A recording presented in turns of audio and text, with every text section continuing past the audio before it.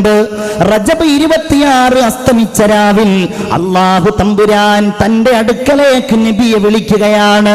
അവിടുത്തെ ജീവിതത്തിലെ ഏറ്റവും സങ്കടകരമായ ഒരു സാഹചര്യമായിരുന്നുവല്ലോ അത്.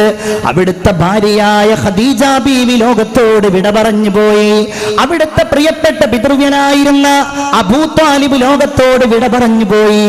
വളരെ ഹതാശനായി നിരാശനായി അവിടുന്ന് നിൽക്കുന്ന സമയമാണ് അല്ലാഹുവിന്റെ ഹബീബ് മുഹമ്മദ് മുസ്തഫ സല്ലല്ലാഹു അലൈഹി വസല്ലമ തങ്ങളെ അല്ലാഹു തആല ഒരിക്കലും കൈവടിയുകയില്ല എന്ന് അല്ലാഹു തീരുമാനിച്ചതിന്റെ അടിസ്ഥാനത്തിൽ അല്ലാഹു തമ്പുരാൻ തന്റെ അടുക്കലേക്ക് നബിയെ വിളിക്കുകയാണ്.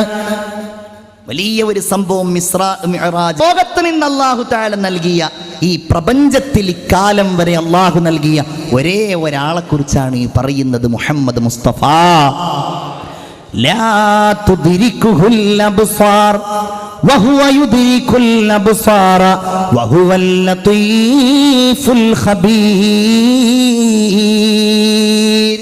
ദുനിയാവിൽ ആർക്കും അത് കഴിയില്ല.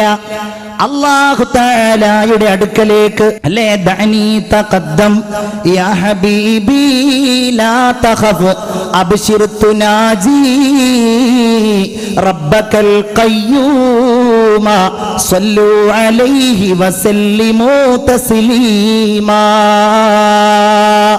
റബ്ബിന്റെ അടുക്കലേക്ക് മുഹമ്മദുർ റസൂലുള്ളാഹി സ്വല്ലല്ലാഹു അലൈഹി വസല്ലമ തങ്ങൾ ചൊല്ലുകയാണ്. അനിർവചനീയമായ ഒരു രംഗം. എന്തു പറയണം അല്ലാഹുവിനോട്? നിങ്ങൾ ആലോചിച്ചു നോക്കൂ. ഒരു പ്രധാനപ്പെട്ട വ്യക്തിയെ നമ്മൾ കാണുമ്പോ ആ വ്യക്തിക്ക് നമ്മൾ അഭിവാദ്യം അർപ്പിക്കാറില്ലേ? സലാം പറയുന്നതിനേക്കാൾ അപ്പുറത്ത് പ്രാധാന്യപൂർവം പലപ്പോഴും നമ്മൾ സമ്മാനങ്ങൾ നൽകാറില്ലേ? എന്നാൽ അല്ലാഹുവിന്റെ റസൂല് എന്താണ് അവിടുത്തേക്ക് സമ്മാനമായി നൽകുക? അല്ലാഹുവിന് എന്താണ് സമ്മാനമായി നൽകുക? ബിബിസാത്തി ഖുദ്സില്ലാഹി ലമ്മാ അൻവസൽ ഹയ്യാഹു ലില്ലാഹി തഹിയാത്തുൽ ഫുളൽ വമുബാറകാതു വസ്സലാത്തു കമാ നുഖിൽ ഫിസീറത്തിൽ ഹലബി ഹകാതത് മീമാ സല്ലു അലൈഹി വസല്ലിമു തസ്ലീമാ. അല്ലാഹുവിന്റെ റസൂൽ ഇങ്ങനെ കടന്നു ചെല്ലുകയാണ്. അല്ലാഹുവിനെ അഭിവാദ്യം ചെയ്യുകയാണ്. അത്തഹിയ്യാത്തുൽ മുബാറകാത്തു അസ്സലവാത്തു ത്വയ്യിബാത്തു ലില്ലാഹ്. എല്ലാ കാഴ്ചകളും എല്ലാ അനുഗ്രഹങ്ങളും ഈ ലോകത്തുള്ള എന്തെല്ലാം നന്മകളുണ്ടോ അത് മുഴുവൻ ലില്ലാഹ്, അല്ലാഹുവേ നിനക്ക് മാത്രമാണ്. ആ സമയത്ത് അല്ലാഹു തിരിച്ചു പറഞ്ഞത് അസ്സലാമു അലൈക അയ്യുഹൻ നബിയു. അതല്ലേ സ്നേഹത്തിന്റെ കടൽ, അതല്ലേ അല്ലാഹു സ്നേഹം, അതല്ലേ അല്ലാഹുവിന്റെ ബഹുമാനം. ആ പ്രവാചകരുടെ മേലിൽ പോലും നിർബന്ധമായ സലാം അല്ലാഹുവിന്റെ റസൂലിനോട് കോടാനക്കോടിക്കണക്കിന് വരുന്ന ലോകത്തുള്ള ജനങ്ങൾ മുഴുവൻ നിരന്തരമായി പറയുന്ന ആ സലാം അത് അല്ലാഹു അങ്ങ് പറഞ്ഞതാണ്. അസ്സലാമു അലൈക അയ്യുഹൻ നബിയു. ഏ നബിയേ, നിങ്ങളുടെ മേൽ അല്ലാഹുവിന്റെ രക്ഷയുണ്ടാകട്ടെ. പക്ഷേ ഇത് കേട്ടപ്പോൾ റസൂലുള്ളാഹിക്ക് ഒരിക്കലും എനിക്ക് മാത്രം രക്ഷ ഉണ്ടായാൽ പോരാ എന്നുള്ള വിചാരമാവുന്നത്. അവിടുന്ന് അങ്ങനെ തന്നെയാണല്ലോ. ഒരിക്കലും സ്വന്തത്തെക്കുറിച്ച് ആലോചിക്കുകയും ആ സ്വന്തത്തിൻ്റെ സുരക്ഷ മാത്രം ലക്ഷീകരിക്കുകയും ചെയ്യാത്ത ലോകത്തെ ഒരേ ഒരു നേതാവ് നമ്മുടെ ഹബീബ് മുഹമ്മദ് മുസ്തഫ. അതിൻ്റെ ഒരു തെളിവ് കൂടെയാണ് നമ്മൾ നിസ്കാരത്തിൽ പറയുന്നത്. അതിൻ്റെ ഒരു തെളിവാണത്. നോക്കൂ നിങ്ങൾ, ഞാൻ പറയേണ്ടതില്ലല്ലോ. ഓരോ ഘട്ടത്തിലും ഓരോ സന്ദർഭത്തിലും നമ്മെ ഓർത്തയാളാണ്, നമുക്ക് വേണ്ടി ദുആ ചെയ്തയാളാണ്.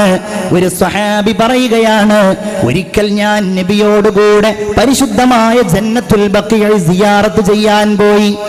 ഒരുപാട് സമയം അവിടുന്ന് ദുആ ചെയ്തു. ഒരുപാട് ദുആ ചെയ്ത് അവിടുത്തെ കവിൾ തടങ്ങളിലൂടെ കണ്ണീരിങ്ങനെ ചാലിട്ടൊഴുകാൻ തുടങ്ങി. ദുആ ചെയ്ത് അവിടെ ഉണ്ടായിരുന്ന മുഴുവൻ ഖബറാളികൾക്കും സലാം പറഞ്ഞ് അവസാനം ഞങ്ങളുടെ നേരെ തിരിഞ്ഞവിടുന്ന് പറയുകയാണ്, വദിത്തു അന്നാ ഖദ് റഅയ്നാ ഇഖ്വാനനാ, ഞാൻ എൻ്റെ സഹോദരന്മാരെ കണ്ടുമുട്ടിയിരുന്നെങ്കിലെന്ന് മോഹിക്കുകയാണ്. എൻ്റെ സഹോദരന്മാരെ ഞാനൊന്ന് കണ്ടിരുന്നെങ്കിലെന്ന് മോഹിക്കുകയാണ്. കൂടെയുള്ള സഹാബികൾ ചോദിച്ചു, നബിയേ അവലസ്നാ ഇഖ്വാനക യാ റസൂലല്ലാഹ്, ഞങ്ങളല്ലയോ നബി അങ്ങയുടെ സഹോദരന്മാർ? അല്ല, നിങ്ങൾ എൻ്റെ സഹോദരന്മാരല്ല. എൻ്റെ സന്തോഷത്തിൽ എൻ്റെ കൂടെ നിന്നിട്ടുണ്ടായിരുന്ന, എൻ്റെ ദുഃഖത്തിൽ എൻ്റെ കൂടെ നിന്ന എൻ്റെ പ്രിയപ്പെട്ട കൂട്ടുകാരാണ് നിങ്ങൾ. എൻ്റെ സഹോദരന്മാരെന്ന് പറയുന്നവർ അവരെ ഞാൻ കണ്ടിട്ടില്ല. എന്നാൽ സ്വന്തം ശരീരത്തെക്കാളും സ്വന്തം ധനത്തെക്കാളും എന്നെ കണ്ടിരുന്നെങ്കിലെന്ന് മോഹിക്കുന്നവരാണവർ. ഹബീബായ നബിയേ, റസൂലുള്ള പറയുകയാണ്, ഞാൻ എങ്ങനെയാണ് അവരെ തിരിച്ചറിയുക എന്നറിയുമോ?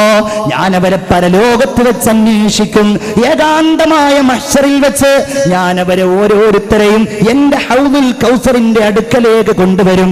നബിയേ, എങ്ങനെയാണ് നിങ്ങൾ അവരെ തിരിച്ചറിയുന്നത്?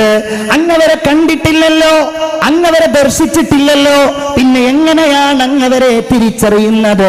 അവിടുന്ന് പറയുകയാണ്, ഉർറൻ മുഹജ്ജലീന ബിആസാരിൽ വുളൂ,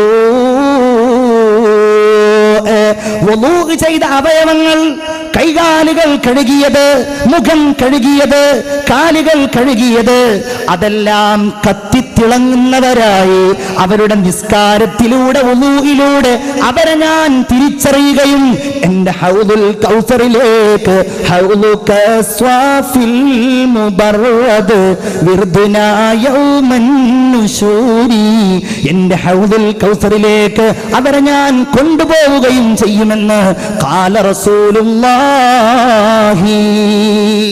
സല്ലല്ലാഹു അലൈഹി വസല്ലം. അവിടുന്ന് തിരിച്ചു പറഞ്ഞു, അസ്സലാമു അലൈനാ വഅലാ ഇബാദില്ലാഹി സ്വാലിഹീൻ.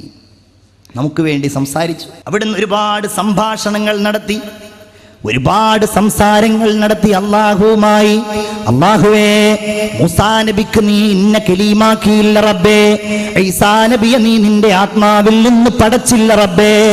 വഖദ് അഅതൈത ദാവൂദ വസുലൈമാന മുൽക്കൻ, ദാവൂദ് നബിക്കും സുലൈമാൻ നബിക്കും വലിയ രാജാധികാരം നീ നൽകിയില്ല അല്ലാ.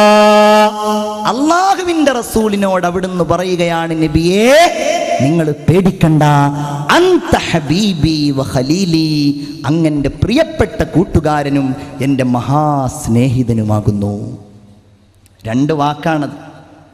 ആ ഹബീബായ നബിക്ക് അല്ലാഹു തആല സ്നേഹത്തോടെ നൽകുകയാണ് അവിടുന്ന് നിസ്കാരം. എന്താ ഹബീബ്, ഖലീല്? ഹബീബ് പണ്ഡിതന്മാർ ഈ രണ്ട് വാക്കിനെയും വിശദീകരിച്ചിട്ടുണ്ട്. ആരുടെ ഇഷ്ടത്തിനനുസരിച്ചാണോ അല്ലാഹു തആല തൻ്റെ തീരുമാനങ്ങൾ എടുക്കുന്നത്, ആ ഇഷ്ടത്തിൻ്റെ ഉടമയാണ് ഹബീബ്. മുഹമ്മദ് മുസ്തഫ സല്ലല്ലാഹു അലൈഹി വസല്ലം അല്ലേ, കുന്തു കൻസം മഖ്ഫിയ, ഞാൻ മറക്കപ്പെട്ട ഒരു നിധിയായിരുന്നു.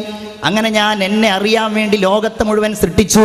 അതിന്റെ കാരണക്കാരനായി ഞാൻ സൃഷ്ടിച്ചത് ഗർത്തൂന ഹോതാ തോ ദുനിയാ തി ഖാലി, സാരേ നബി തേരെ ദർ കെ സവാലി. ഇല്ലായിരുന്നെങ്കിൽ ലോകം ഉണ്ടാകുമായിരുന്നില്ല. മുഹമ്മദുർ റസൂലുള്ളാഹി സ്വല്ലല്ലാഹു അലൈഹി വസല്ലം ഹബീബാണ്.